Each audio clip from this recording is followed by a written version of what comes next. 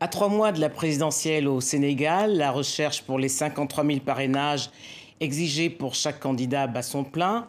Combien seront-ils le 24 février 2019 à affronter Macky Sall, qui sera au terme de son septennat et qui briguera un nouveau mandat de 5 ans? Abdoulaziz Mbaye, bonjour. Bonjour. Avant de parler politique, un mot sur la sécurité et sur le climat social. Dakar abrite depuis 6 ans un forum sur la paix. La France, par la voix de son ministre de la Défense, a dit que la sécurité en Afrique est une affaire des Africains. Est-ce que vous partagez ce discours? Je ne partage pas ce point de vue parce que la sécurité en Afrique aujourd'hui est menacée par beaucoup de choses, dont le terrorisme à l'intérieur du Sahel, qu'on sait qui vient directement de comment on a renversé le régime libyen et comment on a déversé dans le Sahara et dans le Sahel un ensemble d'équipements militaires très importants et un ensemble de groupuscules d'obédience terroriste qui aujourd'hui mettent en danger la vie dans le Sahel. Donc, mais les propos du Nigeria, du président nigérien et du président algérien ne sont pas loin de ce que tient la ministre de la Défense. Oui, mais peut-être quand on dit qu'on est responsable de sa sécurité, de la sécurité de son pays, ceci est valable pour tout le monde. Donc c'est une tautologie que de dire cela. Mais quand on revient à l'histoire de ce qui s'est passé en Afrique, on ne peut pas dire qu'on a été responsable de ce qui nous menace aujourd'hui. La paix en Afrique est notre préoccupation à tous. Nous faisons ce que nous pouvons pour éviter le développement des branches terroristes qui sévissent aujourd'hui en Afrique de l'Ouest, par exemple, ou jusqu'au Nigeria, jusqu'au Cameroun et dans le Sénégal est épargné jusqu'à présent. Le Sénégal est épargné parce que le Sénégal a fait un effort important en matière de sécurité, en matière d'équipement militaire, en matière de renseignement. Dans beaucoup de domaines, nous avons fait un effort très, très important. Pourtant, les problèmes que nous subissons ne sont pas venus de notre fait. En 2011, Abdoulaziz Mbaye, la contestation populaire a donné naissance à des mouvements qu'on a qualifiés de mouvements citoyens, avec notamment Y en a marre, qui ont essaimé dans plusieurs pays, en RDC avec Filimbi, au Burkina Faso avec le Ballet citoyen, et même au Congo-Brazzaville avec Sassoufi. Au départ, ils ont été dirigés vers le pouvoir, ou plutôt contre le pouvoir en place, mais de plus en plus, on observe qu'ils sont dirigés contre l'ancienne puissance coloniale, la France notamment, avec un mouvement comme La France dégage. Quelle lecture vous faites de cette transgression, de cette grogne de la jeunesse africaine? Il y a un mouvement d'humeur très important et qui s'assoit aujourd'hui au niveau de l'Afrique en général et l'Afrique de l'Ouest et l'Afrique centrale en particulier. Et ceci est dû essentiellement par l'image que la jeunesse africaine a de la France. Elle ne se reconnaît pas dans ce que nous, les anciennes générations, on reconnaît de la France. Elle ne se reconnaît pas quand on repousse des migrants à tout bout de champ, avec des discours très forts, très agressifs vis-à-vis des politiques africaines et des gouvernants africains. Et deuxièmement, elle ne se reconnaît pas non plus quand elle voit que les mêmes sociétés en France viennent gagner des marchés chez eux et qui fait qu'ils ont un double signal contradictoire et paradoxal auquel ils réagissent. Mais la jeunesse, c'est ça. C'est exactement cette dichotomie. Cette grogne, selon vous, est fondée? Elle est fondée dans le sens où ça pose des problèmes. C'est à la France, c'est au gouvernement africain de trouver des réponses adéquates, des réponses appropriées aux questions que pose la jeunesse. La jeunesse pose la question du franc CFA. Elle ne regarde que les aspects de souveraineté et des choses de ce genre. Elle ne voit pas l'autre partie de l'efficacité économique qui arrange bien l'Afrique. La jeunesse pose la question de la présence française dans l'économie et surtout la jeunesse pose la question de l'image que la France donne d'elle-même quand elle se recroqueville sur elle-même.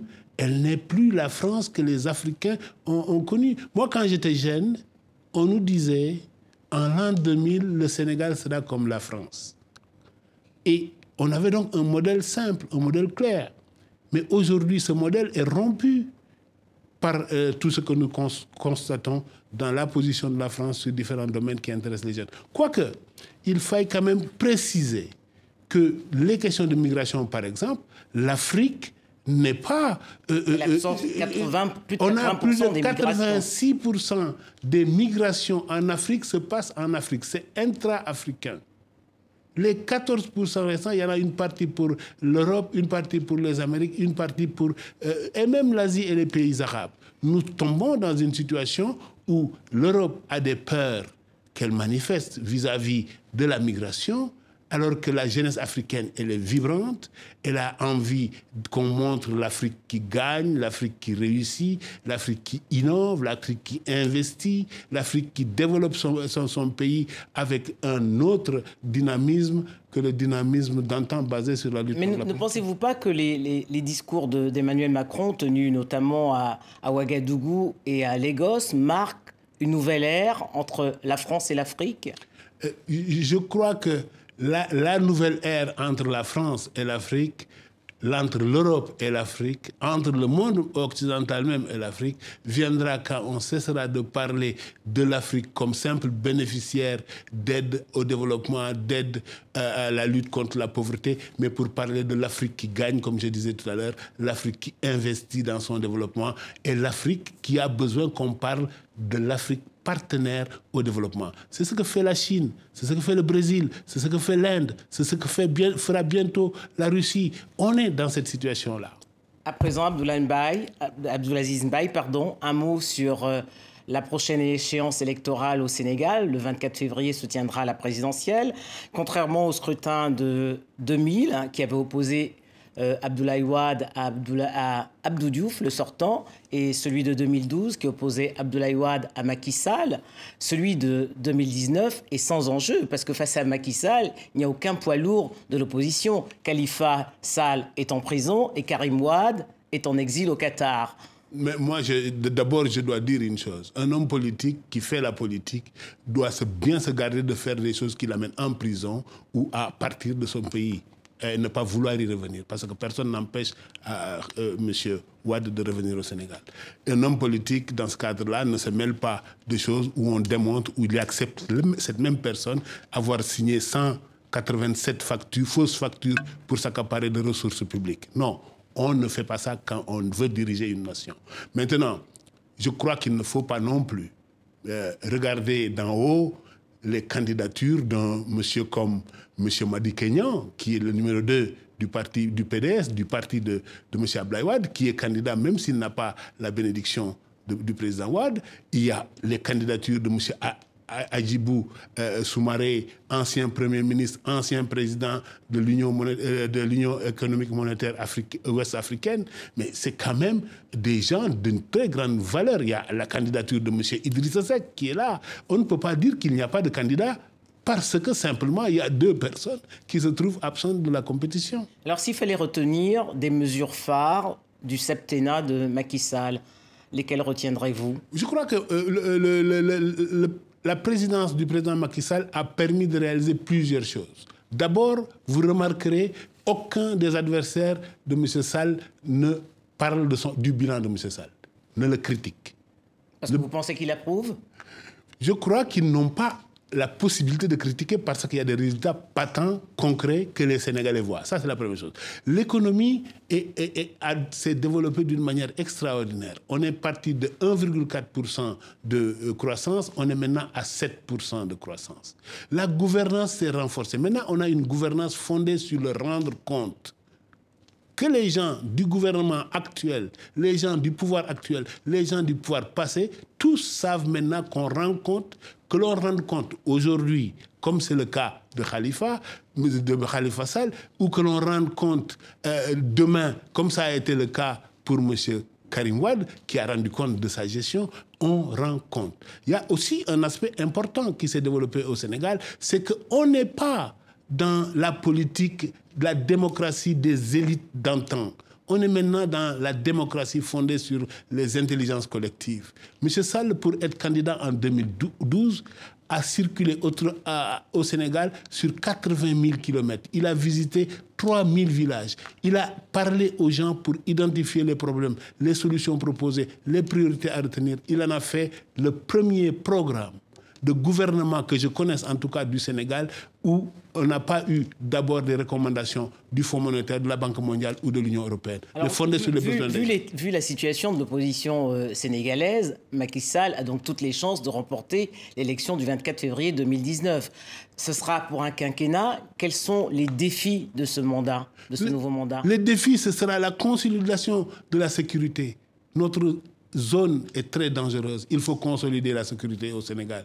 Ce sera la consolidation de l'envol économique et social qu'on constate aujourd'hui au Sénégal. Au Sénégal, aujourd'hui, on a mis en place des bourses de sécurité familiale qui aident les familles les plus démunies à lutter contre l'extrême pauvreté en ayant l'obligation d'inscrire leurs enfants à l'école et de vacciner leurs enfants. On a des couvertures maladie universelles, 2 réformes qui ont été faites au Brésil et qui ont été à la base du succès de M. Lula. On a fait des choses extraordinaires au Sénégal, notamment le développement de l'évaluation par les bénéficiaires des politiques publiques. On est en train actuellement de faire des séances d'écoute des citoyens sénégalais pour évaluer eux-mêmes ce que monsieur le président Macky Sall a réalisé pendant participative. C'est une démocratie plus que participative, c'est une démocratie fondée sur les intelligences collectives.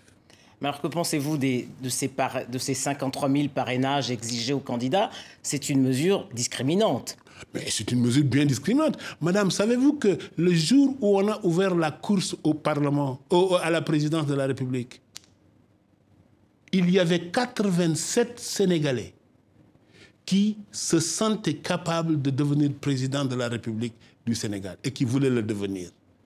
Croyez-vous que le Sénégal peut se permettre une élection avec 87 candidats?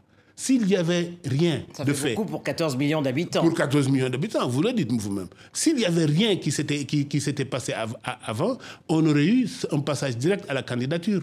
Mais maintenant, on est obligé de passer par la mesure même de l'opinion publique, par la mesure même des citoyens. Nous avons un système de parrainage citoyen. En France, vous avez un système de parrainage par les élus.